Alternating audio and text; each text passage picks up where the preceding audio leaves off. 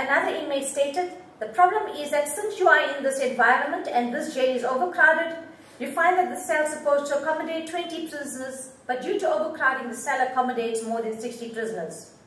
About 60 prisoners stay in one cell. All those prisoners are sharing one toilet, one bathroom, and we are issued one toilet roll each for a whole month, or sometimes 5 to 6 weeks." With regards to healthcare and infectious diseases, as with most countries, although there is legislation regarding healthcare, and in South Africa there is legislation regarding HIV and AIDS in order to render an effective and efficient AIDS program within the prisons. There is a very big gap between the policy and the practice of these policies. And often the policy is not always effectively managed and understood due to a lack of human and financial resources. Overcrowding and HIV and AIDS, and this is one of the major consequences of overcrowding in South African prisons. Although there has been no national empirical research done on HIV and AIDS within the South African prisons, there has been various small pockets of research done, and based on this, conclusions have been drawn. There's high-risk sexual activity, unprotected anal intercourse, there's rape, and this leads to the transmission of sexually transmitted infections. Tattooing is another major problem, and when inmates tattoo themselves, they basically often use contaminated needles because there is no cleaning material available. And in one of my research, the questions that I asked them, that I asked inmates, was whether they knew of the prevalence of HIV and AIDS within the prison. And this is the response. They said that brothers are losing their lives through a lack of knowledge. I know that this disease happens at Westwood Prison because of anal sex. HIV and AIDS is killing lots of inmates here. Some of the inmates are scared to come out and confirm at all. We are even afraid to get tested. That's why they die, because they know about the status when they are really already ill. Another stated, "In this prison we are treated like animals, so it's worse to those who are affected of HIV and AIDS. Example, food is not healthy. It takes you some months to be taken to hospital. Some inmates sleep on the floor, and even those who are sick with HIV. My problem is that I'm a TB patient, and the place where I live in my section is very dirty, and sometimes when I go down to the hospital, I find out that the treatment is not there for me, so that when I need it, it is not available.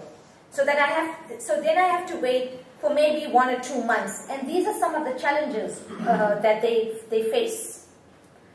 The sexual activity within prison, and I asked them again with regards to sexual activity, and they said that, "I know if you are doing sex with the same gender without using condoms, but inmates are scared to confirm," and this is the question I asked them about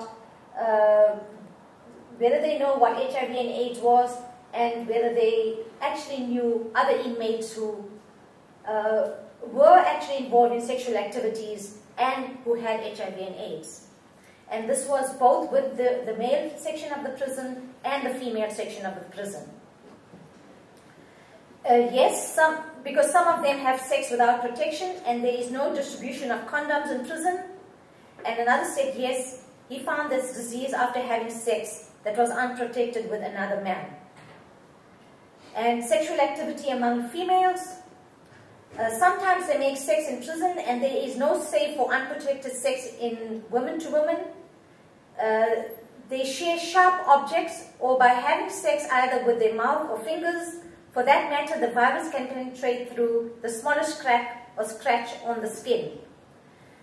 Another stated, "It's possible by kissing each other if a gums once bleeding and spongy blend can be transmitted to another," basically meaning that the transmission of the HIV virus is possible due to kissing, and if there's basically lacerations in the mouth of one of the women. Women have sex on their own if there's no men, and because we both attach to each other when we are making love, it contributes to the transmission of sex. And according to research, although there's a very small percentage of transmission via saliva through kissing, there is a certain amount of risk in terms of the spread of HIV and AIDS. The woman also stated that the Indians and the Coloureds are less than the blacks, and it leaves them with no choice. That is, they had no choice but to participate in this. Some of the people are more disadvantaged, even some of the people to get the way they go and sleep with blacks to say, well, you know, I have given a favor, now I have protection. Another said that the Indians and the whites need protection, so they start having a relationship with the blacks so they can get protection. So this is basically the dominance of the stronger person within the prison.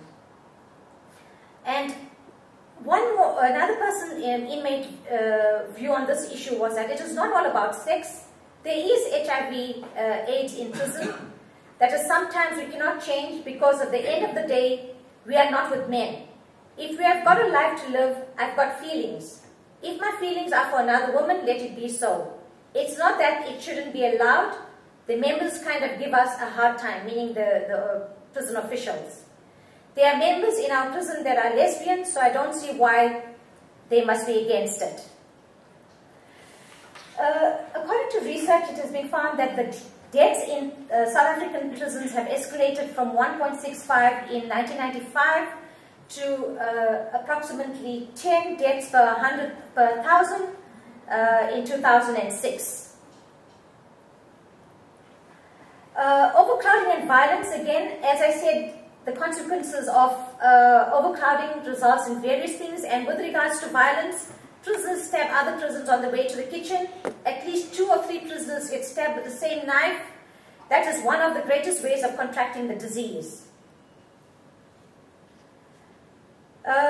With regards to rehabilitation, one inmate said, "Ma'am, let me tell you straight, in prison we have to rehabilitate ourselves. The prison authorities are doing nothing to rehabilitate us. You see, instead they're telling us to be like, we are like wild animals, and are being treated like animals in this prison." To conclude, overcrowding presents barriers to implementing rehabilitation programs.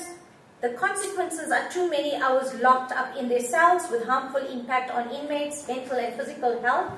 And we find that inmates are basically locked up very often for about 23 hours in the day within the cells. The worst human rights abuses stem from the problems associated with overcrowding in prison.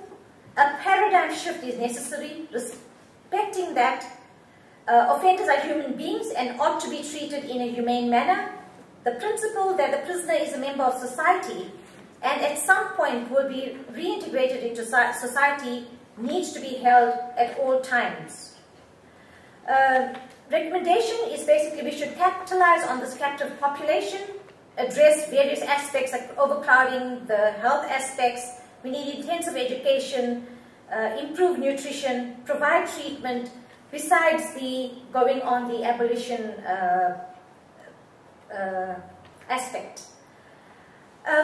When I was in Australia last year, and I have been to the Australian Criminological Society conference as well, because what I thought is like, I'd like to see what other countries are doing with regards to criminology. So I have been to various criminological societies, and that is one of the reasons why I came to Ireland to go to the Irish Criminological Society and to ICOPA. Unfortunately, it fell one after the other. And when I went to Australia last year, and I went to the Fremantle prison, and I thought, as Michael said, what have we done in 250 years?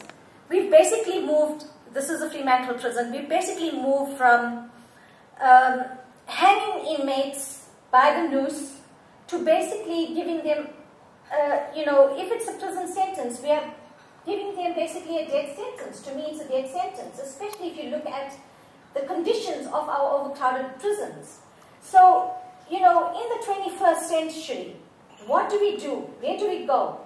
And as we said, that if this is just the starting point for a discourse on the abolition of prison or abolition of certain aspects of the criminal justice system, then hopefully we have achieved something. And to end, I would like to say that change is in our hands, and we have the ability to make the change. Thank you.